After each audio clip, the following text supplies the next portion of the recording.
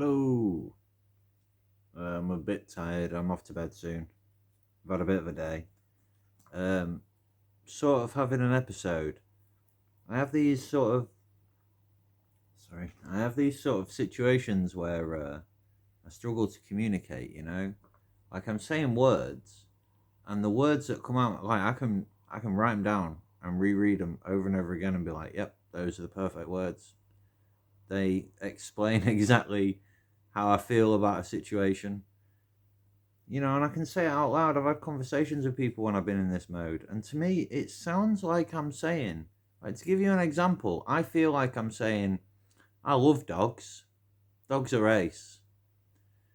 And people are coming at me out of nowhere as if I've attacked them somehow. They're very aggressive, always. And they'll say things like, dogs are bloody brilliant. What's your problem with dogs? Why do you hate dogs?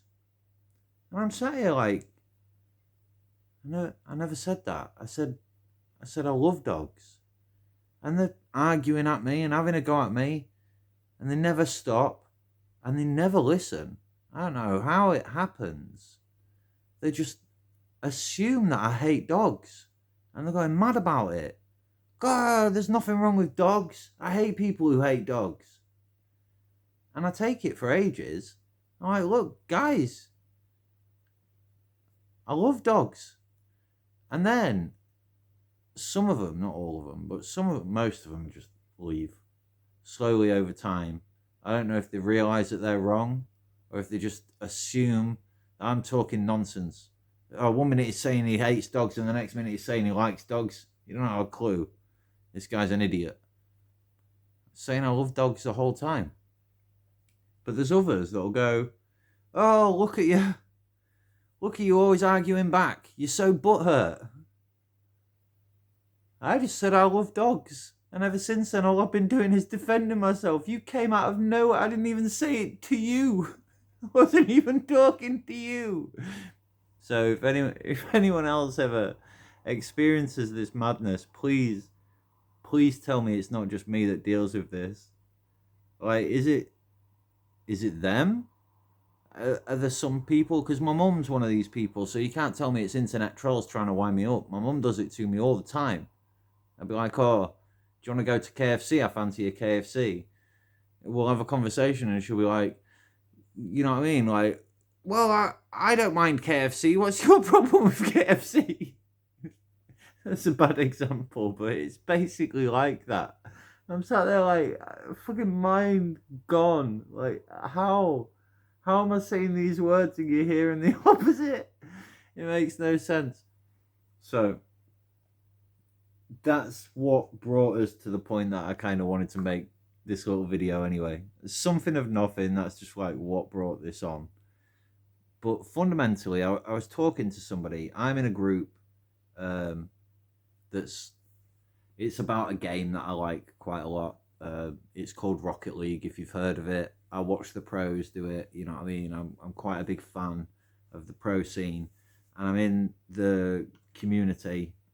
I like to converse, and if you know anything about me, I like to make poems. So I wrote a particular poem that generated a lot of attention, and it was exactly what I was just talking about there. It was a lot of people who don't read poetry because these are computer game people, right? So they expect to read something, and when the world doesn't fit their narrative, they make it fit. They assume that, oh, I must have meant to say it that way because that's what they wanted to read, or whatever. But I met this one guy, and he was quite cool, and we were chilling. But it came down to a fundamental difference about how we view things, how we view the world, essentially, which is why I want to make this video. It's why I'm not making it on a computer game channel or something. So sorry if I've lost your attention already, but what I want to talk about is this winner's mentality and how people with it don't understand the rest of us. And it's kind of weird. So, like, I want to say there's two types of people. Obviously, there's in this particular instance, I'm not boiling it down to everybody in the world fits into one of these two groups at all. But in the case of Rocket League, it definitely does. And I was thinking about boxing earlier, right? you'll see why in a minute, because I did a little bit of boxing, and I only did one competition in martial arts. I only did one fight in the boxing, and there were similar experiences in some ways and not so much in others. So what I want to talk about is this winner's mentality. When I was young and I did my martial arts competitions, obviously I wanted to win.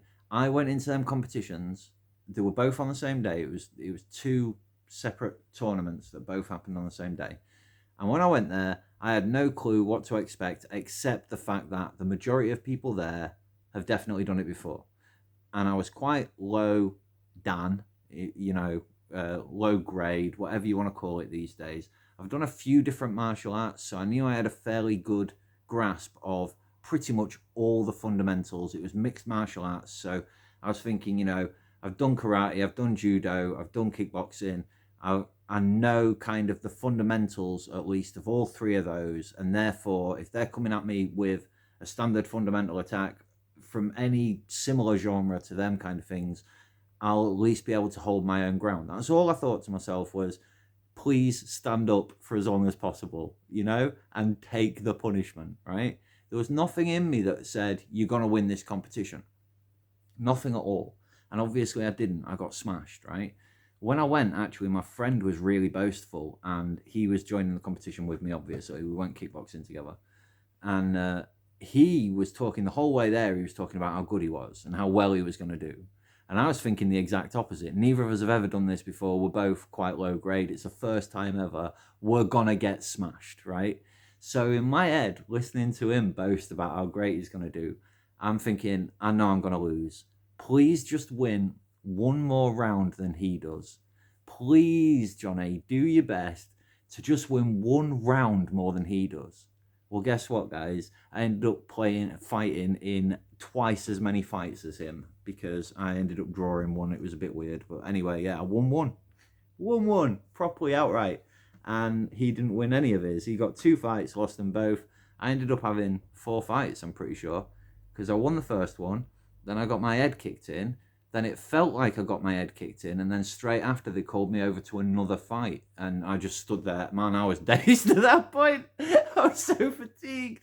I remember I couldn't even hold my arms up. I was looking at the guy like, bro, you win. Just hit me, man. Just get some points and let's get this over with. I got my nose bust up and everything. Point is, I didn't go in there thinking, if I don't win, I've lost. I went in thinking, I'm definitely going to lose. I'm definitely going to learn. This is going to be a fun challenge. And this is the whole point of the video. There are some people out there who think that if you're playing a computer game, for God's sake, we were talking about Rocket League. We weren't talking about martial arts competitions or the boxing that I'll come on to in a minute, but we were talking about fucking Rocket League. And these people think that it's only fun if you're winning. Well, you're only winning if you're going against somebody who's worse than you. If you're going against somebody who's worse than you, where's the fun in that? It doesn't make any sense to me. It doesn't compute in my head. And you watch these people. I played the game quite a bit. And if you win, like, there's casual mode, right? For those of you who don't play. There's ranked mode where you against different people each time. And then there's casual mode where you can go into a server, and after the match finishes, you can all choose if you want to. You can leave, you can go to a different server, but you get the option to stay. And it'll mix the teams up. So you got 3 on one team, 3 on the other team, right? And you might think to yourself, like, oh, we lost that one because they've got these 2 players that are really good. And then you stay, and it mixes up the teams and puts you suddenly with those players. And you can prove whether that's right or wrong. You can say, like, the reason we lost was because they were great. Now I'm with them. Obviously, we're going to win. My other guys were saying I was shit, but now I'm on the team with the good people. Who they're going to blame now? And you can mix and match the teams and find out who the really strong fundamental players are. It's not always the people who score the most points. It's an interesting game. It's a really fun game. Why did I go down that? Why did I tell you and explain that in such detail? Because when I lose, that makes me happy. I see my opponents and the opportunity to face opponents that I know, face them again, And with the knowledge now that they're definitely better than me, and I am going to learn something new, and I'm going to have a fun challenge. The game's going to be fun because I am at my peak. I am fighting, I'm playing against people who are definitely better than me. And to me, that's fun. So I say I have more fun losing a game than I do winning a game. Because if I win a game, I haven't learned anything, it wasn't challenging, and my opponents were worse than me. That's winning. If you're winning every single time, that's what's happening. You're actually getting worse because not only are you not challenging yourself, you're slowing down, you're relaxing. You're getting, every time you win, you actually get a little bit worse. Every time you lose, you learn something new. You challenge yourself, you improve. It's it's just, for me, that's just a natural way of looking at the world. So I kind of look down on people with like this winner's mentality. I watch them all the time lose a game and then leave straight away. They won't even wait till the game ends. If they start losing the game, they'll just be like, I don't want to play this game. These opponents are better than me, and I can just find a lobby with easier opponents where suddenly I'm winning. You see the difference? So they're intentionally seeking out games where they can validate themselves. They're seeking out games where they can win and feel good without actually improving. Whereas I'm seeking out games where I'm gonna lose over and over and over again. And every one of them losses is a chance to improve, is a chance to prove myself. And what happens if I win? If I win, I feel amazing because I know I've earned it. And they don't think I deserve it. And I feel like I obviously do deserve it because I've just tried my ass off to get it, you know? They're like, oh man, he just snuck a goal past us, or oh man, he just made a lucky save. Whereas realistically, what I'm doing is learning until I can do that consistently. Do you see? So to me, people with a winner's mentality, they're more likely to be going against people that aren't quite as good as them on purpose. And they're more likely to get really sad when they lose, as if they've lost something, as if losing actually takes a piece of them away or something.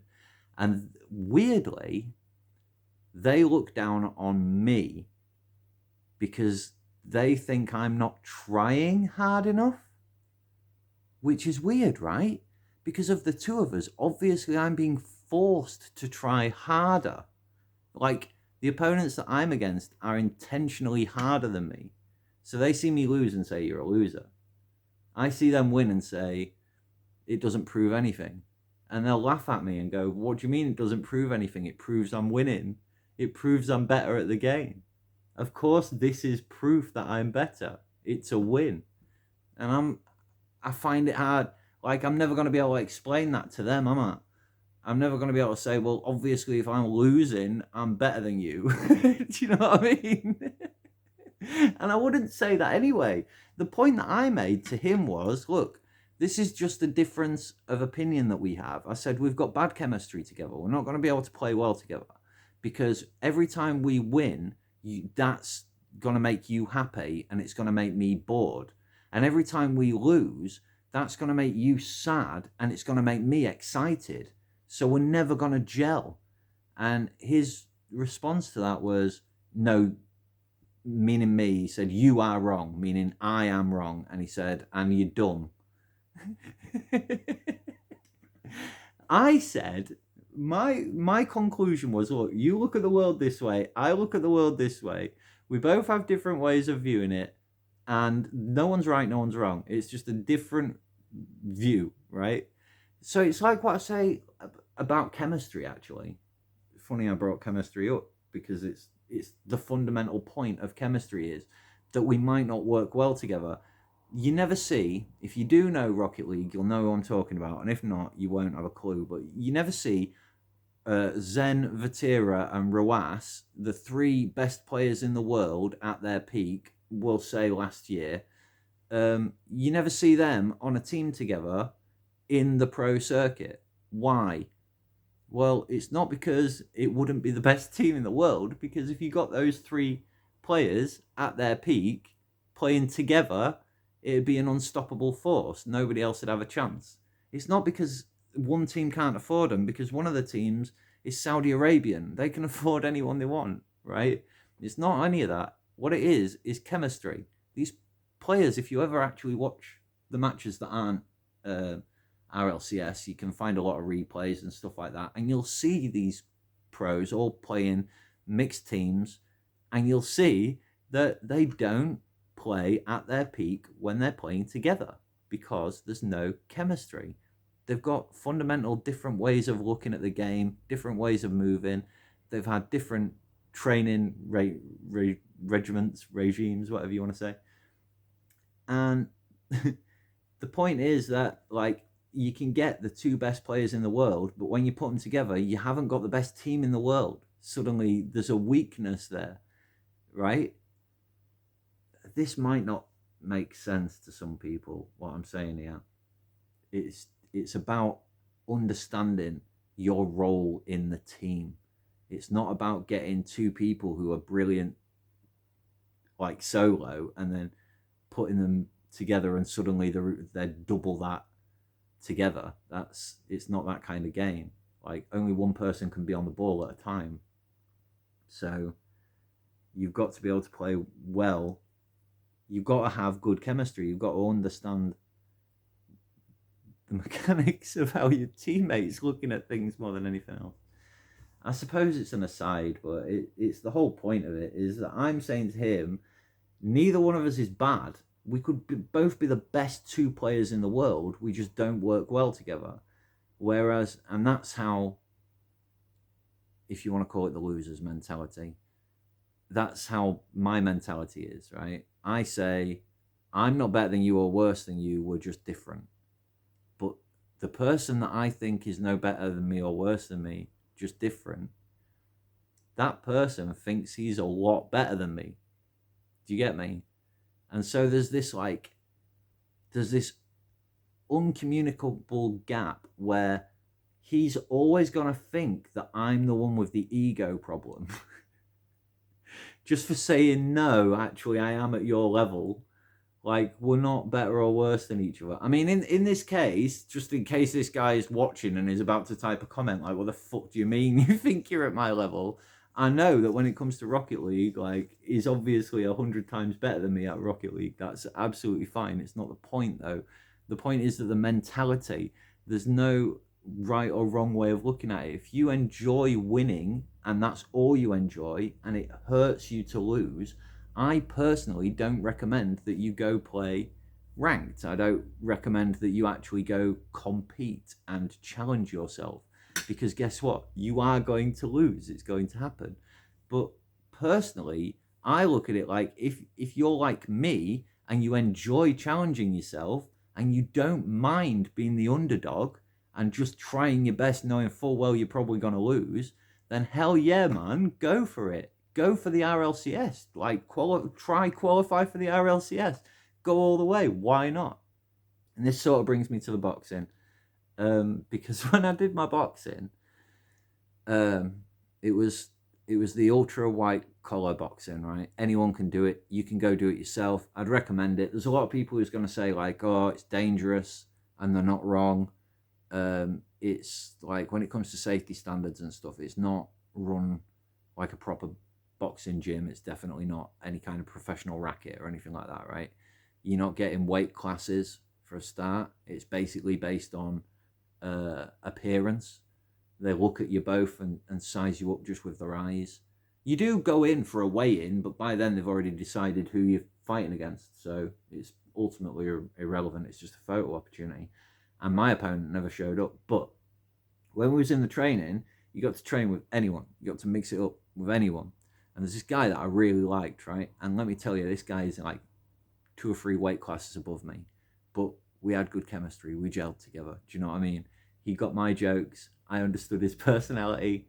We had fun. It was fun just chatting with him. Just, you know, one of the few people in the room that I got on with. There was a guy that I ended up getting put against. And the reason I got put against him was because we're about the same build. But in training, he was getting his ass kicked because he's never fought before. And I was getting my ass kicked because I was choosing opponents like the guy I had good chemistry with, who was 2 or 3 weight classes above me, or was clearly a boxer. There was this one kid who was just lightning fast, man. He was a couple of years younger than me. My girlfriend had a crush on him, so so I went over and let him bully me around for a while, and I loved it, man. It's sparring. I don't know if you've ever done any martial arts, but sparring, and again, there's different ways of viewing sparring, right?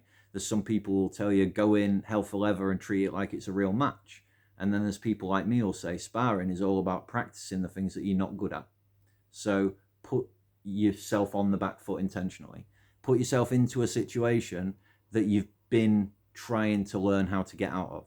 So in other words, for me, right, it's about, like I was boxing, there were big 16-inch gloves or whatever. So it was about getting my guard up and letting them start hitting and then going for the counter strikes. They'd shown us this one particular one where you intentionally hit the glove or knock the glove down. And so I was allowing them to come at me and trying to knock the glove down because that's new, you know, opening, take a shot. And then for me, it was like, okay, success or not success, reset. And now I want to try and get into that situation again and repeat. But these guys, like, they were good fighters, don't get me wrong, but like I say, it's not a professional racket. And so a lot of them have never sparred before. Like I say, I had a martial arts background, so I've done a lot of sparring. But for them, no difference between this and a street fight. So they would just come at you, just hell for leather, full power, just trying to smash you down. You're like, bloody hell, bro, it's sparring. Like, you're actually going to end up injuring somebody if you fight like that before the match day. Like, what's wrong with you? But, you know, whatever. Because I was allowing them to smack me about and I was, you know, putting myself in these situations, they looked at me and said, oh, he's struggling. Like, we better put him against a weaker opponent. So I loved getting my ass kicked by the guy who was like, who I had good chemistry with, who was like 2 or 3 weight classes above me. There was this one time when he came in with a little, you know, one of these. That's all he did, basically. He just like dodged round my strike, sidestepped, and came up with a little like body uppercut, boom, right underneath my ribs. Because he was such a big, chunky guy, he literally just picked me up on his fist and threw me. I went fucking flying. It was epic because I'm a light guy, you know what I mean? And I did used to want to be a stuntman. And just to give you a little bit more background, when I did kickboxing, the instructor used to always use me to demonstrate the moves on. And he didn't hold back, man. He'd get me to hold these big ass pads and then just throw his whole body weight into it and send me fucking flying. It's actually quite a fun thing to do. So yeah, anyway, I loved that. I loved like getting smashed about by this guy who was like way better than me, way massive, and like it was just fun. And you're learning, and there's nothing you can do about it. You're definitely gonna lose, but fuck me, you know, if I got started, if somebody had started a fight with me in a pub that was his size before I'd fought with him, I'd have got sent like that. But after I fought with him, I kind of could see the shoulder movements, and at least I had a little bit more experience with it. I don't know what would have happened. Thank God nobody his size ever started on me. Not really, anyway, but you know. And then they put me with this opponent who, like I say, he's never fought before. He's a little weedy guy, and the worst thing is, because we've been training for all these weeks, we'd gotten to know each other a bit. Obviously, I'd sparred against him a bit, and same thing. I'm sparring against him, but I know how to spar. I'm not just smashing his head in because I know that I'm better than him.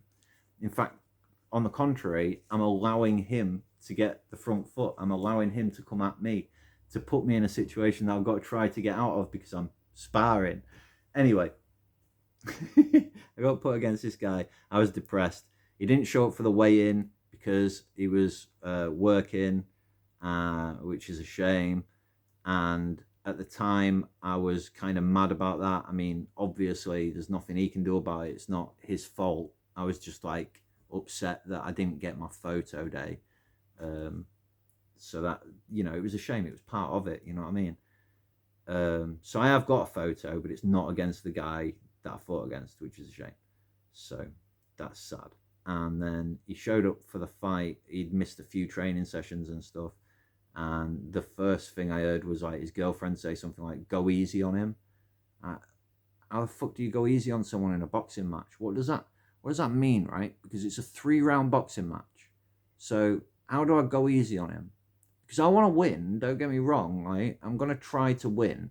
So now in my head, am I point scoring, like keeping an eye on the points that the judges are giving us and making sure that I just let him get points and always make sure that I always get one more point? Is that going easy on him?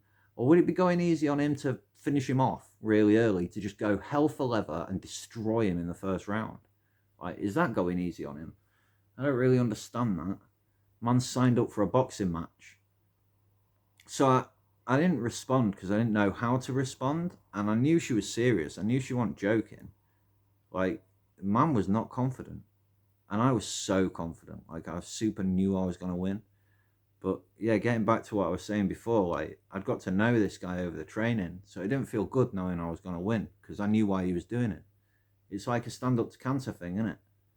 So like, I'd signed up for this boxing event because I enjoy martial arts. I was getting a little bit older. I'd not done it in a few years. I wanted to prove that I was still capable.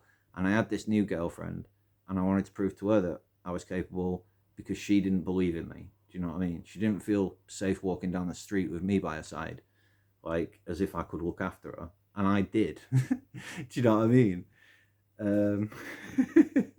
So I wanted to prove to her that I could, and it just wasn't a good opportunity to do that, really. And this guy, man, he was doing it because his dad had died of cancer, and he genuinely believed that his dad was like looking down on him, watching him in this fight. And I knew I was going to win it. That don't feel good, man.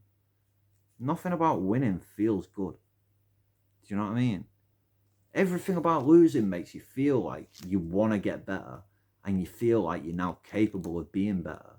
You want another go at it. Everything about being in the losing position, especially before the match has ended, whatever it is, if you're in the losing position and it hasn't ended and there's still time, you're definitely trying as hard. Like, it makes you try. It puts you in that position, that mentality where you're pushing for everything, which pushes them. So if you're in a winning position against somebody that you like equally tied with in skill, that's also just as fun. But that's not what a winner's mentality is about, is it? Because they don't look for that. They don't want that. They want to dominate. And what's the point? You know what I mean? So yeah, I know no one's watched this. It's just me talking shit about fucking memories and just the way of viewing the world. But you know, I'm gonna be dead one of these days soon. So it's kind of nice to, like, the reason that I made this channel, really, or one of the reasons, was to say, like, hi, people like me exist in the world. Can you please accommodate us? Because you're not very good at it. You keep forgetting that people like me exist. So I'm not asking for any special, like, I'm not one of these people who thinks the world should change because, like, I'm making a video. I just think that maybe your attitude should change a little bit. And you should realize that people like me exist. And the answer's always, well, no, you should change. You're wrong. You don't see the world the way I see it. You're wrong. You should change. I'm like, no, I don't mind that you exist and I don't mind that you see the world that way, but I've got my life over here and it's equally as valid. No, it isn't. You're wrong. You're dumb and wrong.